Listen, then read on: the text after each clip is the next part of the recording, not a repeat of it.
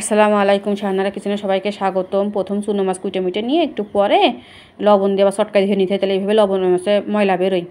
দিয়ে ভালো করে ধুয়ে নিয়ে হলদি, লবণ আর কাগজে লেবুর রস, একটু কাঁচা ঝাল বাটা দিয়ে দিছি। দিয়ে 5 মিনিটের জন্য রেস্টে রাখিছি। দিয়ে কড়াইতে তেল দিয়ে তেলটা গরম হয়ে গেলে মাছগুলো দিয়ে দিছি, মেলিয়ে মচমচে করে ভাজা করব। এই মায়া মাছ, ভাজা মাছ খুব ভালো লাগে, মজা লাগে। দিয়ে এবার দেখেন টাকি মাছের মাঝখানের ওই পেটের ওখানে চামড়াটা ফেলে দিছি। দিয়ে কাগজে লেবু, হলদি, লবণ দিয়ে ভালো করে সুন্দর করে মাখাই, হলদি লবণ মাখাই নিছি টাকি মাছটা এইভাবে যদি আপনারা ওই যে লেবুর রস দেন তাহলে একটা গন্ধ কয়, গন্ধটা কয় না। যে কোনো মাছে ওই লেবুর রসটা দিতে হয়। দিয়ে তেলটা গরম আছে, ওই গরম তেলের ভিতরে টাকি মাছটা দিয়ে ভেজে নিছি, তুলে রাখিছি। আমার কড়াইটা কেমন পুড়ে গিয়েছে। এবারে বাটা শুধু ঝাল, কাঁচা ঝাল আর রসুন বাটা দিয়ে দিছি, আর পেঁয়াজ দিয়ে দিছি, সর্ষের গুঁড়ো দিয়ে দিছি, জিরের গুঁড়ো দিয়ে দিছি, হলদি দিছি, লবণ দিছি।